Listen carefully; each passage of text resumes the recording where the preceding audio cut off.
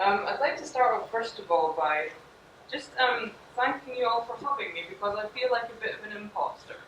I'm a definite straight-up art historian, and I've kind of worked out what some of George Jameson's paintings mean, but I'm hoping that you guys will be able to put them better in context than I'm capable of myself.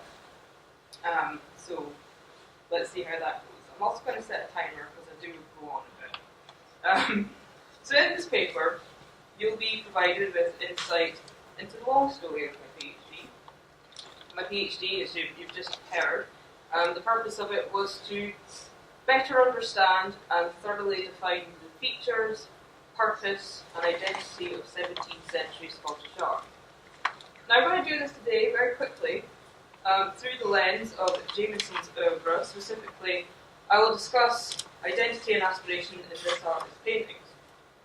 At the end, I'll make some concluding remarks regarding this, and ultimately I'll explain why I have put this main, deliberately grand title, Depicting a New Scotland.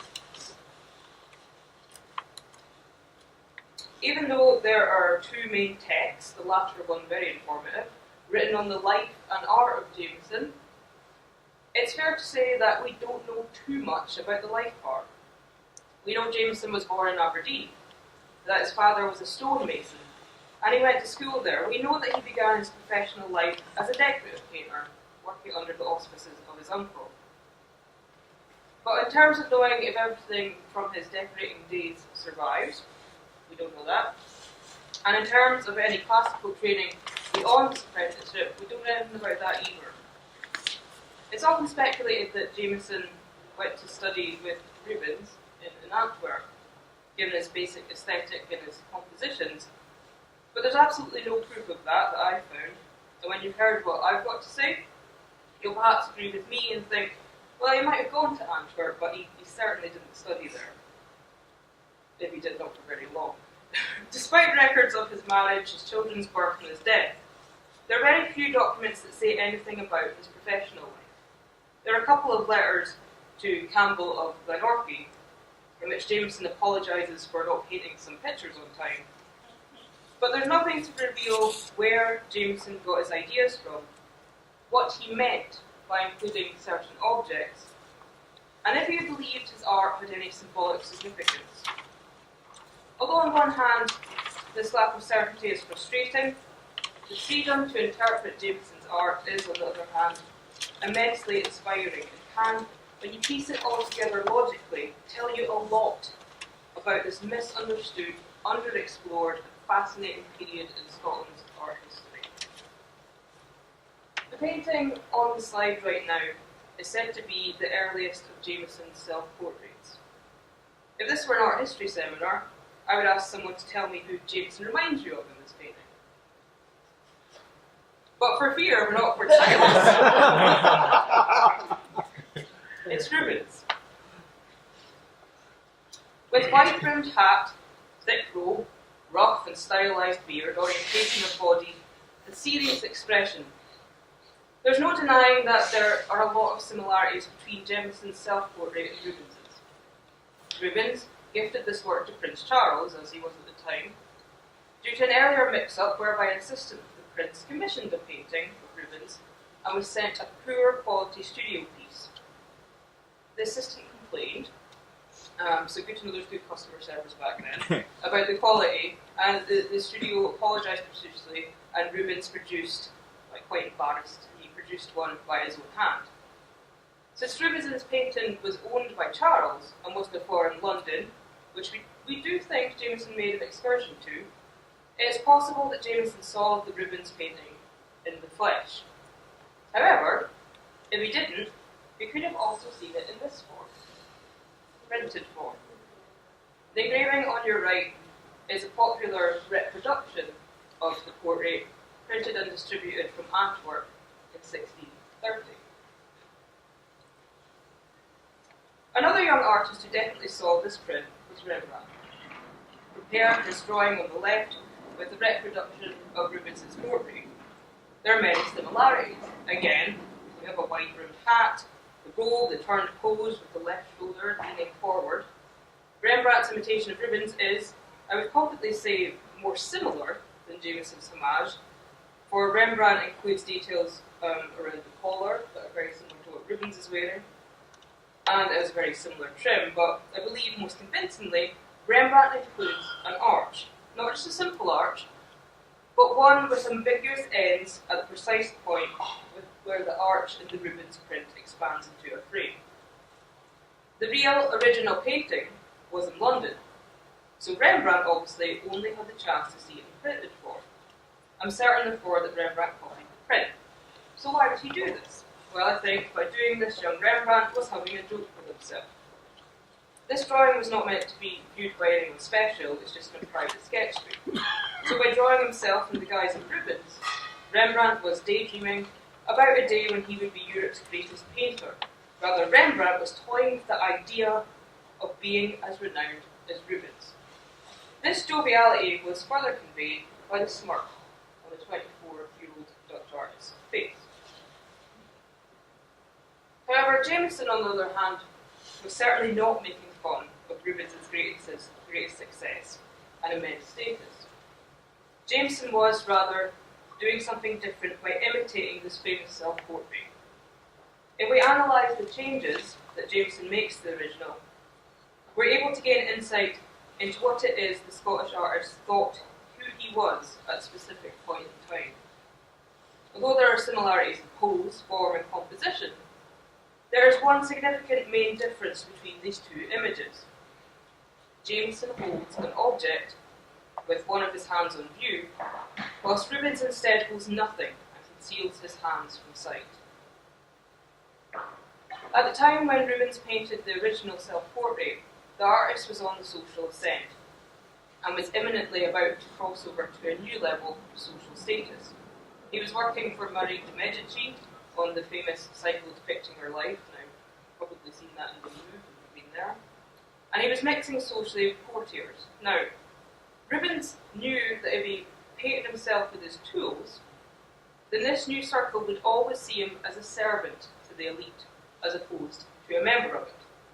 So in the self-portrait that he sent as a gift to Charles, his hands are out of sight. As Rubens looks out to meet Charles's gaze, he wants to be viewed as someone who should be valued for their intellect, not for their craft. Viewers don't look at this and think this man is an artist. They look at him and they see him as a courtier. Turning to Jameson, note that the Scottish artist adopts the same serious facial expression as Rubens. Jameson is not smiling like Rembrandt, and he's trying to engage the viewer with a piercing stare. Jameson holds up a miniature portrait of a woman. I'm assuming it's his wife, but I don't know. If it wasn't, she might be a bit annoyed by that. Whatever it is that Jameson is attempting to convey to the viewer, it clearly involves this image that he holds. I think the meaning of these two features can be understood when we acknowledge what appears in the background of the painting, the artist's palette. Jameson, unlike Rubens, was proud to demonstrate to his viewers that he was an artist. He was proud to identify as a craftsman that's happy with his place in society, uninterested in pretending to be a member of the nation's elite. When considered together, what I interpret Jameson to be saying is that he's proud to be able to stand before viewers in his fashionable attire and support the woman in this miniature, his wife, due to his ability to earn income as an artist. By adding the palette into the background, Jameson was saying to us that everything he is and everything he has is indebted to the fact that he can make a living out of painting. In Scotland at this time, nobody else, and certainly nobody native to Scotland, was thinking like that. Jameson, therefore, identified as an artist, a profession that until the 17th century in Scotland had not existed. Well, there was decorative painters, but there was no native artists in the conventional term that we know it as today. By adopting Rubens' pose, attire, and demeanour, Jameson was stating who he was. He was stating he wanted to be Scotland's Rubens. In other words, Scotland's most successful artist. Now, I'm not the first person to notice that Jameson referred to contemporary continental prints to gain inspiration for paintings. Duncan Thompson, author of the 1970s text on the art and life of Jameson, spotted one match: that Jameson's painting of Charles de Montpensier was lifted directly from Lucas Forsman's engraving after Titian's original. I really have to apologise for the quality of the image there. I have scanned it out of Thompson's book because the painting is actually now lost. Now, the match was relatively simple to spot because this is one of the rare instances in which Jameson copied a design outright. Thompson noted that it's interesting that Jameson was looking to a print of this nature. But what I hope to do, and what I hope I've achieved in the last comparison to the Rubens portrait, is demonstrated that the changes which Jameson made to his portrait reveal much about who he is as a 17th century Scottish artist, and who he saw himself as being. Now, I'm going to build upon this foundation that I've laid by looking to two more pictures.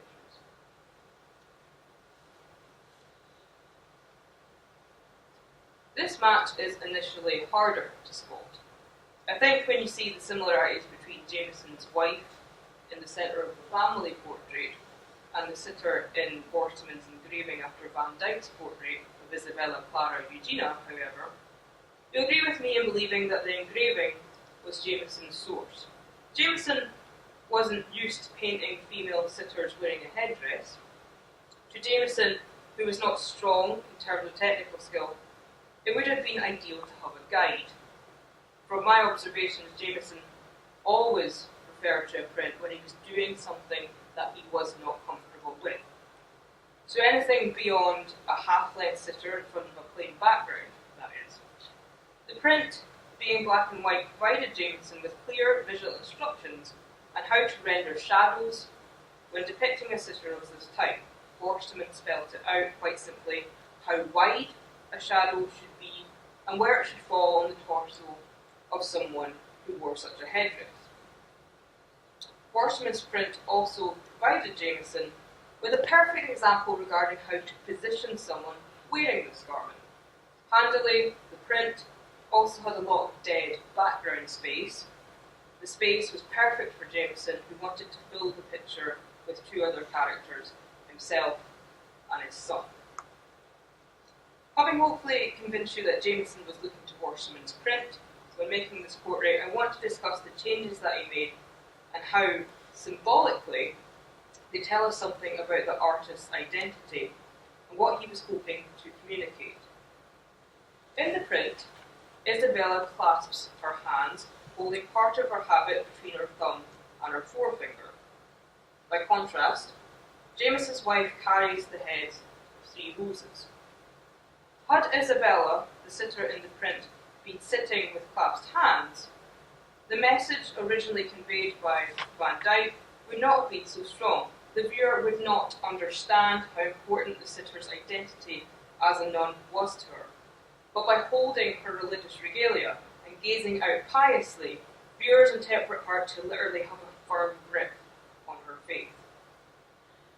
Jameson, understanding the importance of this feature, realised that whatever he placed in his wife's hands had to convey what was crucial to her. I believe that the three flowers, red roses, symbols of love, are there to represent the three Jamesons, George, Isabel, and their child. She holds them carefully, as if to say that she holds her family in her hands. I also do not think it's insignificant that Jameson had chosen roses here, and this is something that might cause spark of debate later, for they're also conventional symbols in European art history at this time as a symbol for the Virgin Mary. So, though I'd be cautious with this, the roses help Jameson to portray his wife as a heavenly being. This would certainly explain further as to why the artist chose the image of someone dressed as a nun as the basis for an image of his wife. When you compare Forsman's reproduction to the original it was based on, You will understand why I'm convinced that Jameson was working for him in print. Van Dyck's painting and the print after it are compositionally very different. The act of creating a reproductive engraving means that it's easier to create the reverse of an image than the original. That is, you would have to mentally correct it to get it the same way around. Think about it. If you cut an image onto a metal plate and print it, the act of printing it turns the image the opposite way around when you create the work. So the paper copy will always depict the opposite of what was cut. Some skilled virtuoso printmakers were able to correct this, and Forstmann did on occasion when he was probably slipped a bit more money. But this one was cheap and would usually depict the opposite because it was easier. So even if Jameson had seen Van Dyck's original, it's quite clear that he was working from the Forstmann reproduction.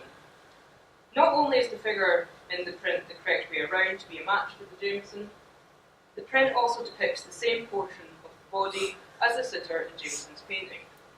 Isabella in Van Dyck's original is in 3/4 length, whilst the Forstmann's reproduction, she's only in half length, just like Jameson's wife.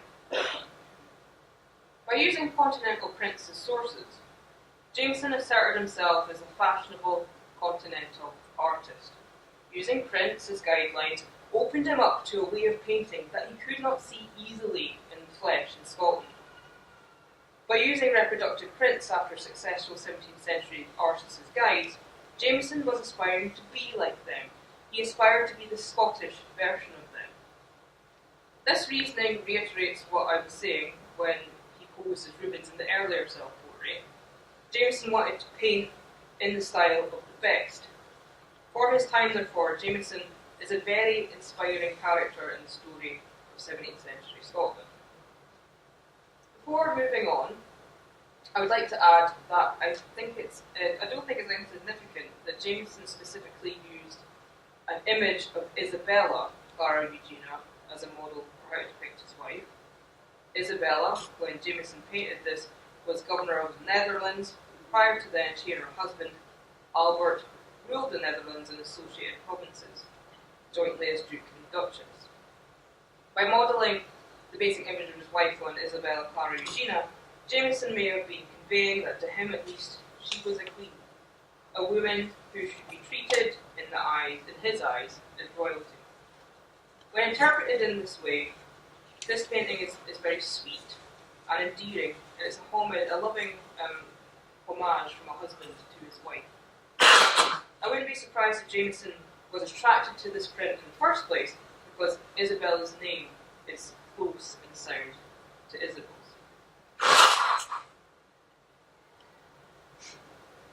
I want to compare Jameson's family portrait to an image of another 17th century Northern European family, Rubens's depiction of Jan Bruegel, the elder, his wife, and their children. Now, I'm not juxtaposing these two images because I necessarily think that the Jameson image is indebted to the Rubens. Rather, I'm comparing them because interesting observations can be made regarding what Jameson is trying to communicate by depicting them in this way. The point I'm making is rather similar to what I said when I compared Jameson's self-portrait to Rubens's. Note, in one image, in the Scotsman's image, we can see a hand, definitely uncovered, as you can see a fingernail, and artist's tools. Whilst in the other, the artist Bruegel conceals his hand in his glove. Bruegel does this to be like Rubens in the self-portrait. Bruegel wants to demonstrate that he is someone who should be respected for their intellect as opposed to their craft. By contrast, Jameson is proud to identify as someone who works with their hands. Noting where each artist's hand is located in the painting strengthens this point. Bruegel's gloved hand is very prominent. It's on the end of a long arm that embraces and symbolically supports and protects the family. The location of the hand tells the viewer that Bruegel is able to support his family through his life as a nobleman. By contrast, Jameson proudly conveys to the viewer that he is able to support his family through the income that he generates from painting. Jameson, as a 17th century Scottish artist, is proud to be associated with his practical skills. On the continent, however, major artists feel that they are beyond that. They want to distinguish themselves from a long history of other artists coming through apprenticeships. They want to be seen as intellectuals. Jamesone, with this image, interestingly, he appears to be demonstrating that his access to middle-class European society has been granted via his skills. Bruegel pretends he's not had to work to get where he is. The difference reveals much about Jamesone, much about who he thought he was. And Jamesone appears to have felt that being an artist was helping him to make something of himself. Again, Jamesone appears a very endearing and aspirational character, someone trying hard to be a Northern European by working for it. The last painting that I'm going to analyse is one of Jamesone's more well-known works, Anne, Countess of Rothes and her two daughters. Once again, I believe that this image, particularly its composition, was derived from a print, specifically this print. A standard image of Anne of Denmark, wife of James VI I and her two children. Given the date, this has to have been produced to celebrate her adopting the English throne. Quality of rendering and paper type suggests that this was a mass-produced image made for wide public consumption. So people simply knew who their queen was when they got this. They were able to put a face to the name. Let's look at similarities. In both print and painting, we have a standing female figure, turned to the left facing outwards. Both females are unnaturally and unrealistically tall in comparison to their surroundings. In both images there is a table to the right of the main sitter, our left, and in both half the background is blocked out. In the painting, half of the background is obscured by a curtain. In the print, this is achieved by a door. Two children also appear in each, but Jamesone, if this was his source, has brought one child over to the other side of the picture to make a more aesthetically pleasing composition. Heraldic arms also appear prominently on the left side of each image. Hopefully that's enough similarities to convince you. Now that we have the source, consider the changes that Jamesone has made to it. In the simple, widely disseminated image of the Queen, Anne stands next to her royal insignia. In the same location in Jamesone's painting, however, we see portraits of the Leslie family surrounding a classical scene. We all know that paintings are not displayed on walls like that. You don't tend to just shove them all up in the corner somewhere. So they must have some other purpose. So let's zoom in.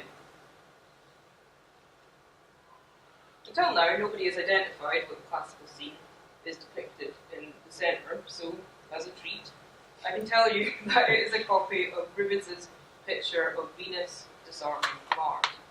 Nobody spotted this because the image, which is again, I'm sorry, is currently underneath the Hermitage in St. Petersburg in storage. The stores under the Hermitage are vast and, without saying anything too controversial, there's a couple of items in there that they don't really want people to know that they have.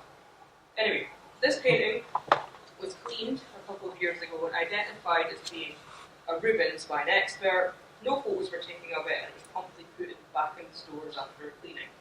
But that expert reported that this was Rubens's Venus disarming Mars of 1620.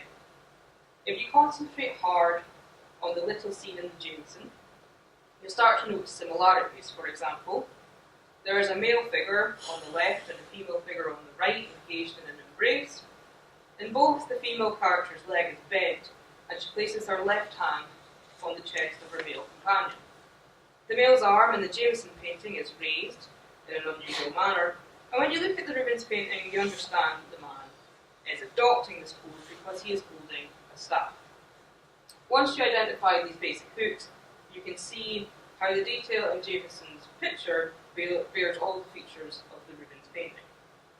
So to take stock, Jamesone based his entire painting on the popular image of the current queen, and we know that he was referencing Venus disarming Mars in the background. Why does he do all this? What was he trying to tell us? Well, I think the answer to that question rests on the inclusion of an unusual feature: cherries. In what seems like a normal picture of a family, the two daughters hold cherries. One cradles them in abundance in her apron, and the other holds a couple in the palm of her hand. Cherries in 17th century Northern European art were relatively common, and they often feature in images of children. For example, the young Katharina van Bourmont holds 3 cherries in this image depicted by Van Swanenburg. This portrait has very little in it besides the sitter herself, so it's simple to decipher what Swanenburg meant when he put the cherries in here. Katharina holds 3 of them in her left hand whilst cradling a doll in her right arm. There are more cherries in her basket, but they are barely in view. To her left, or right that is, are the arms of the Florida dynasty. Combine all 3 of these features together, and you could say that the artist is conveying that the Varmont dynasty are flourishing. The adult doll, signifying the girl's mother, or perhaps a grown-up version of herself, shows that Katharina, the current fruit of the dynasty, will grow up and create more heirs. Quite simply, by including the cherries, the artist is telling us that the family is bearing fruit and will continue to do so through Katharina. Now that we know cherries equate to flourishing family line, let's return to the Jamesone painting.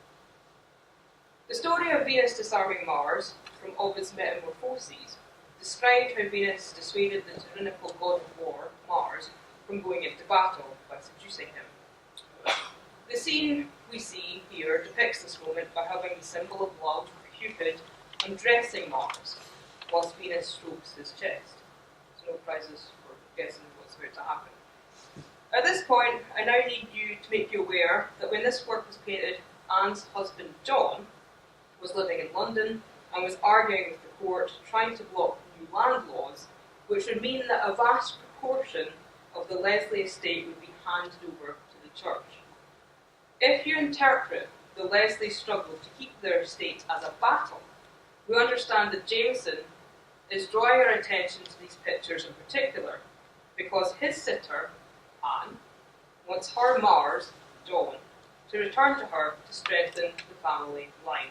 To clarify, she wants John to come back triumphant so he may populate the Leslie dynasty with more cherries, more children.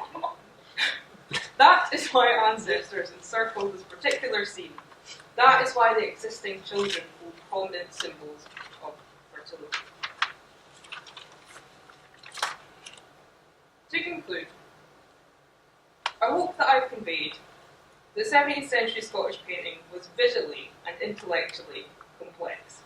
The 3 paintings I've discussed were based on contemporary, fashionable European sources, and the samples and changes that Jamesone made to these were not only clever, but reveal much about the identities of both the artist and his sitters. By using prints as guides for paintings, Jamesone demonstrated that he aspired to be like famous, stylish, and intellectually complex contemporary artists working in the artistic hubs of Europe. By modelling himself specifically on Rubens, Europe's most successful artist, the Scotsman aspired to be a great painter, but he was different to them.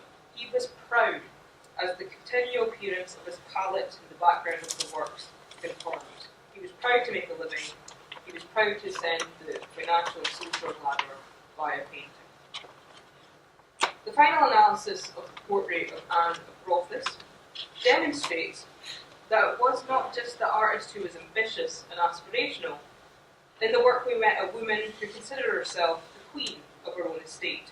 After all, the printed source for that painting was the popular printed image of the reigning queen, also named Anne. Moreover, we saw a woman who, as the arrangement of the paintings and symbols conveyed, projected an image of strength at a difficult moment in her life. I hope I've demonstrated that 17th century Scottish portraits, these just being a couple of numerous examples I could have used, reveal a dynamism and a spirit that is usually omitted from scholarship and mainstream accounts of Scottish cultural history. Jamesone, I believe, strove to depict a new Scotland, a country that he believed, and many of his patrons believed, could be as significant as Flanders, as England, as the Netherlands. In other words, a European superpower. This trend is not just specific to the first half of the 17th century, but exploring these ideas through Jamesone is a simple way to demonstrate a new way of thinking. Thank you very much for your time.